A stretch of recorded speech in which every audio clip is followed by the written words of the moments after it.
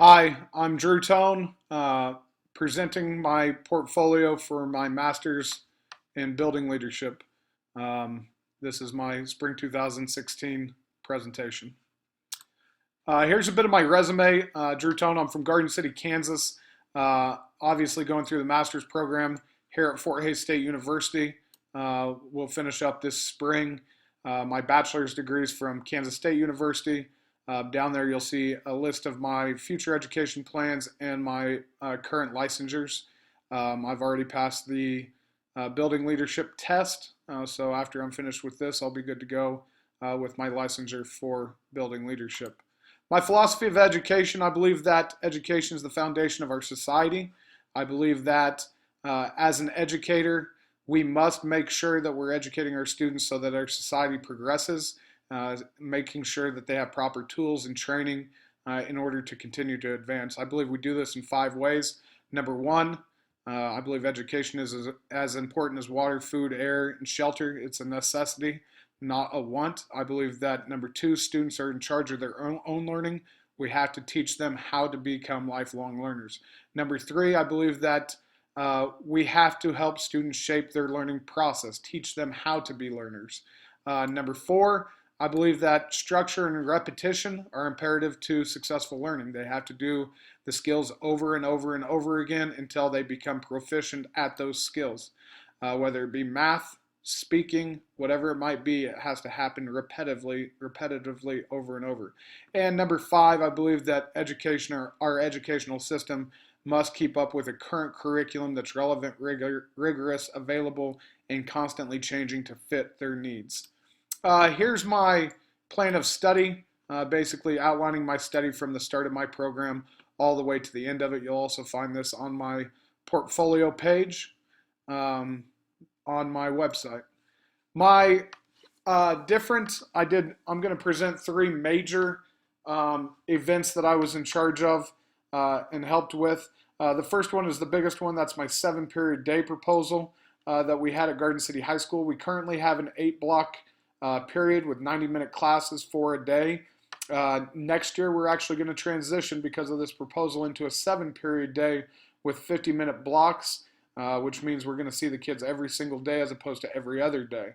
This was a huge transition. The reason why we looked for the transition, myself along with a few other administrators, teachers, and counselors were put onto a committee to investigate.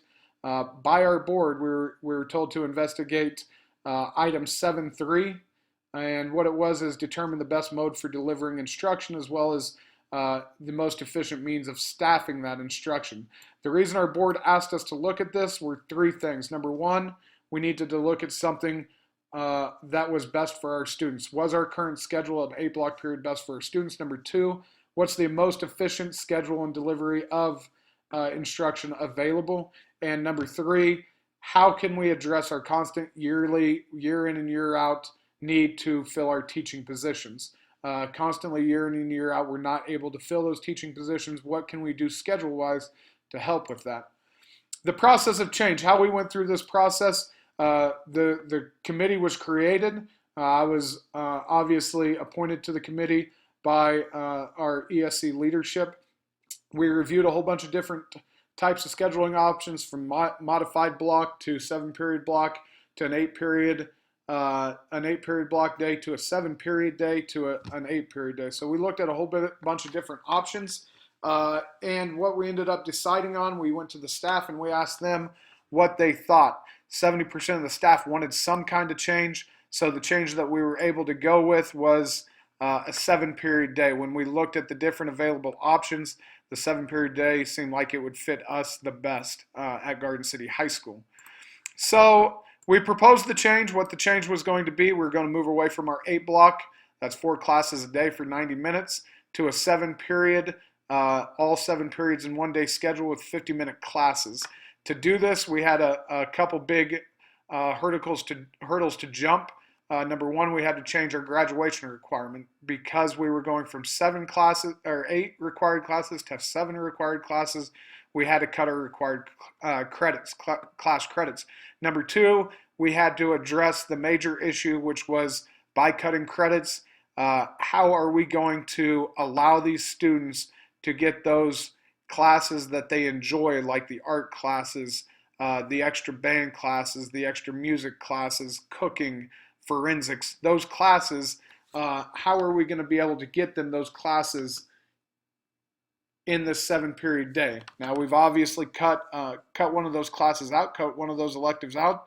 So what we did is we added a 0 hour and added an 8th hour, a before school class and an after school class, to allow these students the opportunity to hit one of their cores before or after school if they would like to, making that more available during the class day for those elective classes. There are advantages and disadvantages to the 7-period day. We do acknowledge that. The major advantage, number one, over a 2-week period, we will see the students 72 extra minutes over 2 weeks. Number two, there's less reteaching because we see them every day, and an increased engagement because classes are only 50 minutes as opposed to 90, so you have to go, go, go, go, go. We're also reducing the amount of materials missed. We have a lot of students that do athletics and events and activities that are gone this week. Our softball team missed Tuesday and Thursday for softball games all afternoon. That means they missed a week of classes in their afternoon classes. And the last thing, it's going to reduce class sizes. Now, the reason it's going to reduce class sizes is because of a disadvantage. We are going to reduce our PLC time and a reduction of plan time. With the reduction of plan time, that means teachers are going to be teaching 6 of the 7 available periods. We currently teach 6 of available 8 periods. So with that reduction of plan time, we'll be able to have more teachers staffed at once. Obviously, like I said, we're going to reduce those elective opportunities, and we are going to still have to address our professional development concerns with moving from an 8-period day that's 90 minutes long to teaching in a 7-period, 50-minute everyday class. We're going to have to teach our teachers, again, how to teach. The process for approval, it's been a 3-year process. It's been a long, tedious process. We got the approval from the high school staff to move forward. We went to negotiations and approved negotiations with the GCNEA for the reduction of plan time and PLC time. We got it voted on by the teachers, 252 to 185. And then last month it was approved by our school board in a 6-to-1 vote. Here's the board minutes right here from last month's board meeting with the approval of the 7-period day.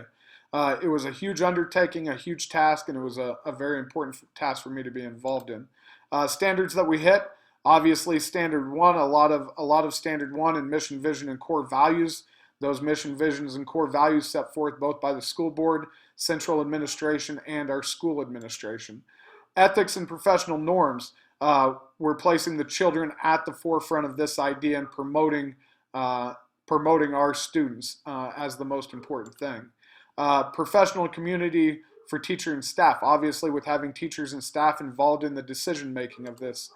Operations and management, this was scheduling lunches, scheduling bus routes, scheduling pairs, all that stuff had to come into play when deciding to move to this 7-period day.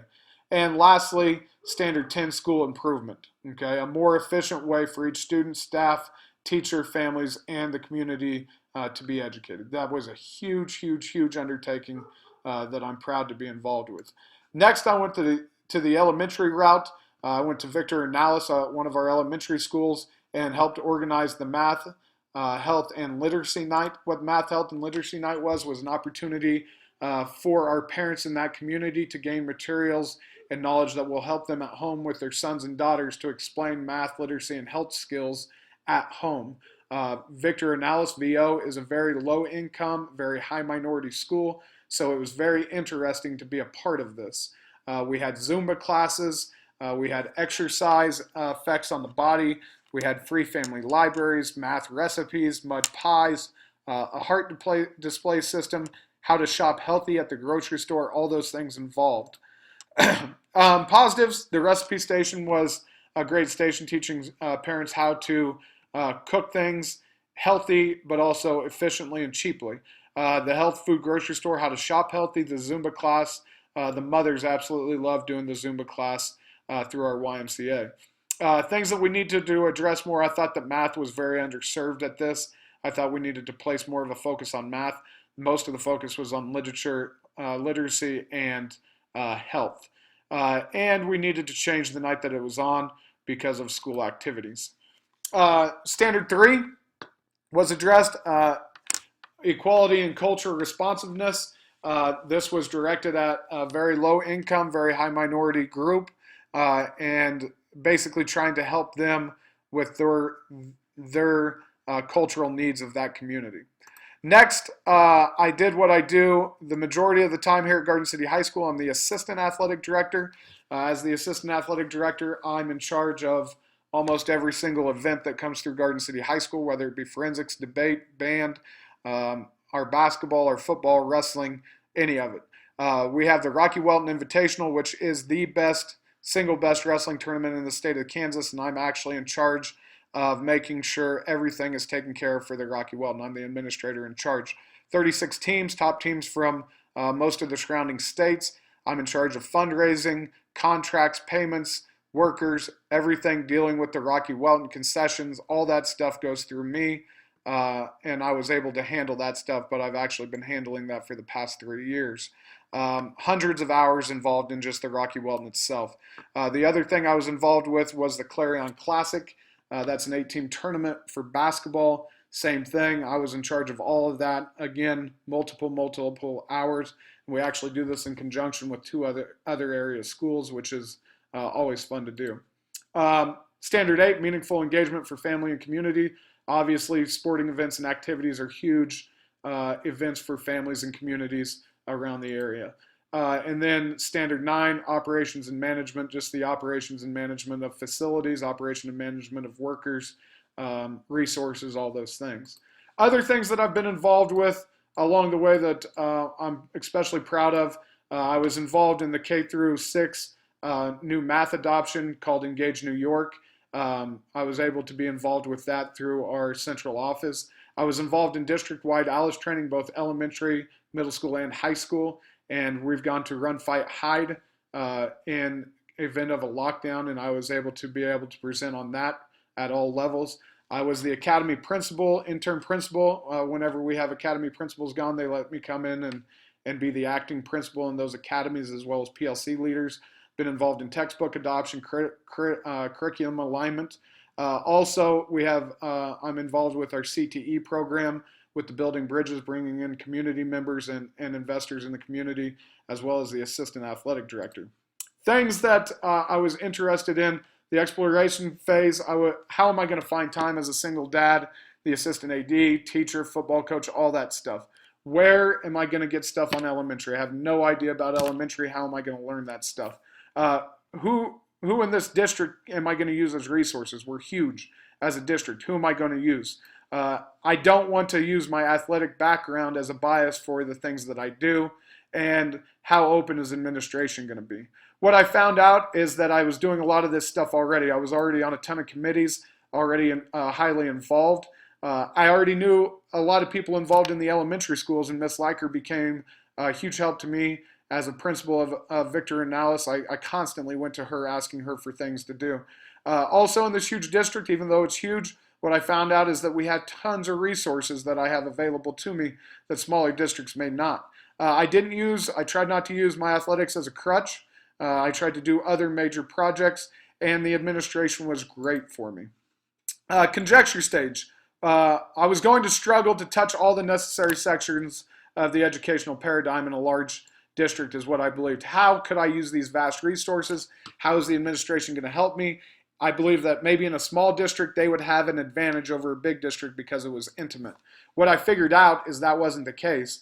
My resources, we have amazing resources here because of who we have. We're huge. We have some of the top professionals.